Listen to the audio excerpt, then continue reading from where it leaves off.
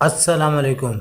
आपकी खिदमत में सरशाहिद हाजिर हैं और मेरे इस चैनल का मकसद एमसीक्यूज़ को ज़्यादा से ज़्यादा कवर करना है। ये नहीं कि एमसीक्यूज़ इस साल ज़्यादा हैं तो ये मकसद है, बल्कि मेरे चैनल का ये मकसद शुरू से ही रहा है।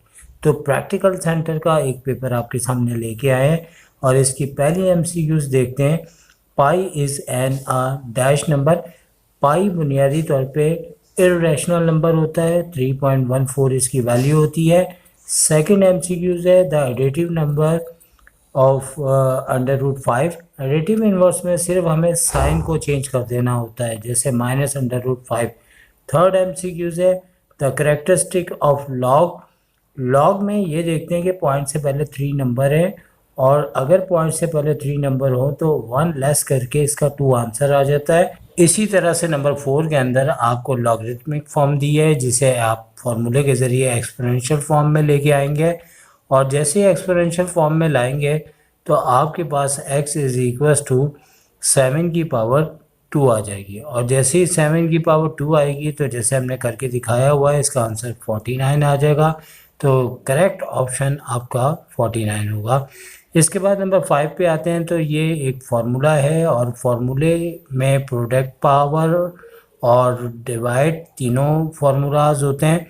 उन्हीं फार्मूलों के ज़रिए इसको जब एक्सपेंड करेंगे तो हमारे पास पावर पहले आ जाएगी और पावर के बाद हमारे पास लॉग एक्स और इसी तरह प्लस मल्टीप्लाई प्लस में चेंज होते हुए 5/4 लॉग z आ जाएगा। तो इस तरह से करेक्ट ऑप्शन हमारे पास जो है आपके सामने पेश किया जा रहा है नंबर 5 का।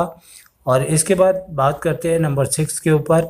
और नंबर 6 के अंदर आपको एक फार्मूला दिया हुआ है जिसमें a² + b² equals to a+b का होल स्क्वायर प्लस a-b का होल स्क्वायर, और इसको डिवाइड कर दिया जाता है पूरे रिजल्ट को 2 से। तो इसका आंसर इस तरीके से 4 आया था। तो अब 7 के ऊपर बात करते हैं। तो 7 हमें बुनियादी तौर पे एक फार्मूला दिया हुआ है a-b bracket a+b equals to a² - b²। इसी तरह से 7 का स्क्वायर लेंगे तो 49 और माइनस के बाद √2 का स्क्वायर करेंगे तो 2 आ जाएगा। इस तरह से लेस करने के बाद 47 आंसर आया। अब इसके बाद नंबर 8 के ऊपर बात करते हैं। तो यहाँ highest power of the variable in the given polynomial is called. तो इस सूरत में इसका आंसर जो है वो डिग्री होता है और ये याद रखने वाली बात है। इसके बाद नेक्स्ट के ऊपर बात करते हैं नंबर 9 के ऊपर। तो यहाँ लिखा है this should be added a² - 4ab to make a perfect square. ये तो एमसीक्यूज लाजमी आती है जिसका हम तरीका आपको मेंशन कर रहे हैं। हमें फार्मूले के ज़रिए b निकालने के बाद उसका स्क्वायर करते हुए इसका आंसर निकालना होगा। जैसे कि 2b हमारे ब्रैकेट में आ रहा है और 4b² इसका आंसर होगा। और इसके बाद नेक्स्ट एमसीक्यूज के ऊपर बात करते हैं। तो यहाँ पे एचसीएफ के ऊपर दी हुई है। तो याद रखें, जब हमें 2 टर्म दी जाए तो इसमें से पहले कांस्टेंट कॉमन लेते हैं, फिर उसके बाद वेरिएबल जो दोनों में हो छोटी पावर वाला लिया जाता है, जैसे कि x³ और y² तो इस तरह से आपके सामने आंसर आ चुका है जो कि हमने आपको बताया 6x³ y²। इसके बाद नेक्स्ट के ऊपर बात करते हैं। तो ये एक बहुत इंपॉर्टेंट पॉइंट है जिसमें ऑर्डर पेयर 3, -4 दिया हुआ है और कहा गया है कि कौन से क्वाड्रेंट में। तो जब हमारे पास y नेगेटिव हो x पॉजिटिव हो तो इस सूरत में ये हमारा 4th क्वाड्रेंट होता है जहाँ पे ये ऑर्डर पेयर पाया जाएगा। तो लिहाजा इसका आंसर 4th क्वाड्रेंट होगा और ये बहुत ही इंपॉर्टेंट पॉइंट है। तो नंबर 12 में लिखा हुआ है the 2 coordinate axis intersect at an angle of dash. 90 degree बनता है तो इसका आंसर होगा 90 डिग्री। तो अब नंबर 13 के ऊपर बात करते हैं और ये पॉइंट है the solution set of the equation. अब हमें एक इक्वेशन दी गई है जैसे कि 2x है प्लस 7 को 19 के पास जाके लेस करेंगे तो 12 आएगा और 12 को जैसे कि हम 2 से डिवाइड करेंगे तो इसका आंसर हमारे पास जो है आपका 6 आ जाएगा। और कहते हैं तो 14 एक बहुत ही दिलचस्प और अच्छी एमसीक्यूज है। इसके अंदर √x दिया है +9 जैसे इक्वल्स टू के बाद 7 के पास जाएगा तो -2 इक्वल्स टू के बाद आएगा। याद रखें √x हो और दूसरी साइड अगर माइनस में वैल्यू हो तो डायरेक्ट इसका आंसर नल सेट होता है। तो नंबर 15 की बात करें तो 15 के अंदर a quadratic equation has this number of roots. याद रखें कि क्वाड्रेटिक इक्वेशन में जो दो आंसर आते हैं वो रूट्स कहलाते हैं। इसका आंसर होगा 2। और इसके बाद नेक्स्ट एमसीक्यूज़ के ऊपर बात करते हैं। तो यहाँ सोल्यूशन सेट पूछा गया है जिसे हमें एक बार प्लस और एक बार माइनस में सॉल्व करेंगे। तो इसका आंसर जो है वो आपके पास x4 और -4 के दरमियान होगा। और जैसे ही हम इसे सॉल्व करेंगे एक प्लस साइन के साथ और एक माइनस के साइन के साथ, तो हमारे पास इसका आंसर आपको बताया जा रहा है। इसके बाद इससे नेक्स्ट एमसीक्यूज़ है, इसमें लिखा गया है the sum of the major of all the angles of a triangle.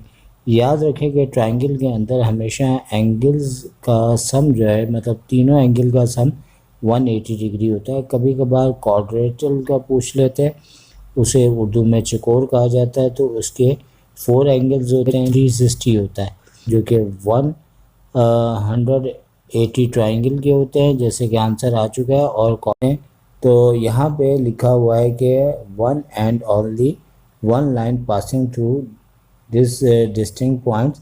तो याद रखें कि एक लाइन के लिए कम से कम 2 पॉइंट्स होने चाहिए जहाँ से लाइन गुजरे।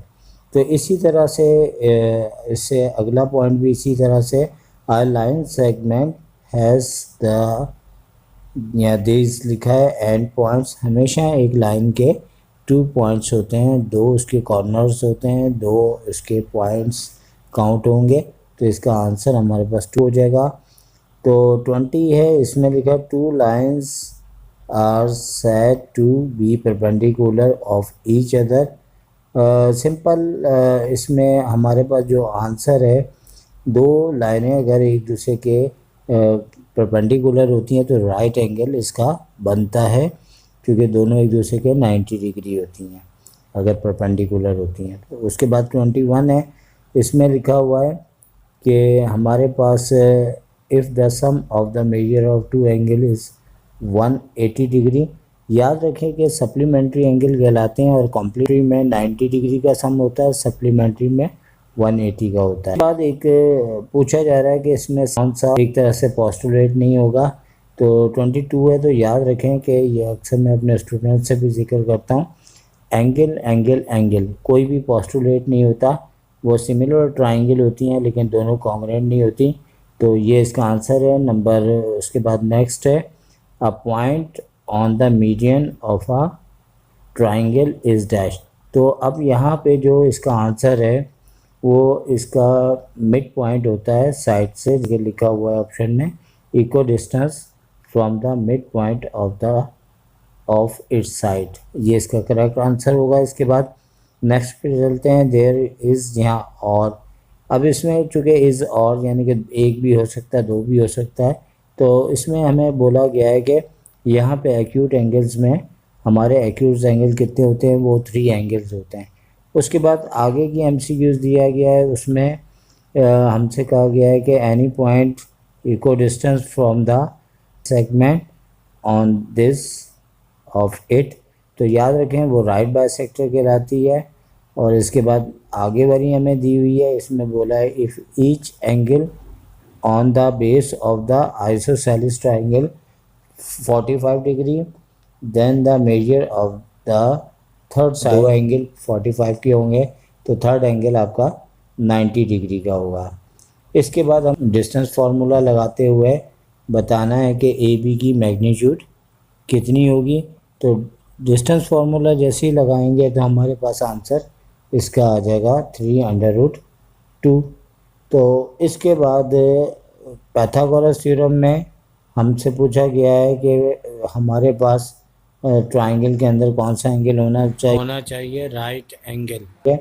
इसी तरह से लास्ट एमसीक्यूज में उन्होंने प्रॉपर्टीज़ पूछी हुई है कि ये कौन सी प्रॉपर्टीज़ है। तो याद रखें वो डिस्ट्रीब्यूटिव प्रॉपर्टीज़ है। अब बाकी हम आपको पेपर दिखा देते हैं। तो पहले बात कर लेते हैं सेक्शन बी की। तो सेक्शन बी में इन्होंने 7 क्वेश्चन कहा गया है कि कोई भी 7 क्वेश्चंस करें। और यहाँ पे क्वेश्चन आपको 1 चैप्टर से और 2 चैप्टर से लॉग का, और इसी तरह से लॉग के ऊपर 2 क्वेश्चन दिए हैं फिर 3 चैप्टर से भी आपको 2 क्वेश्चंस दिए हैं और इसी तरह हर चैप्टर से तकरीबन अप्रॉक्सीमेटली आपको इन्होंने 2 क्वेश्चंस दिए हैं, चंद चॉइस भी दी हैं। इसके अलावा थ्योरम्स दिए गए हैं आपको और फैक्टर मेथड भी दिया गया है, रिमाइंडर थ्योरम दिया गया है और इसी तरह से एलसीएम के ऊपर भी आपको फैक्टर मेथड से कहा गया है क्वेश्चन और स्क्वायर रूट के भी क्वेश्चन दिए हैं और मॉड के भी क्वेश्चन दिए हुए हैं और चैप्टर नंबर 16 डिस्टेंस फार्मूले के ऊपर भी दिए गए हैं और फार्मूला यूज़ करते हुए डिस्टेंस फार्मूले की साइडों को प्रूव करना है और इसके अलावा थ्योरम के साथ प्रैक्टिकल ज्योमेट्री भी आपको दी गई है। और अब बात कर लेते हैं लॉन्ग में। तो लॉन्ग में इन्होंने 3 क्वेश्चंस आपको दिए हैं। एक थ्योरम दिया है जो कि लॉन्ग थ्योरम है। इसके अलावा फैक्टराइजेशन के ऊपर, ग्राफ के ऊपर और यहाँ फैक्टर थ्योरम भी दिया गया है और प्रैक्टिकल ज्योमेट्री भी दी जाती है और मज़ीद इन्होंने थ्योरम भी आपको दिए हैं। तो ये आज की वीडियो आपको पसंद आई होगी और प्रैक्टिकल सेंटर का आपको पेपर भी समझ में आ गया होगा। अल्लाह हाफ़िज़।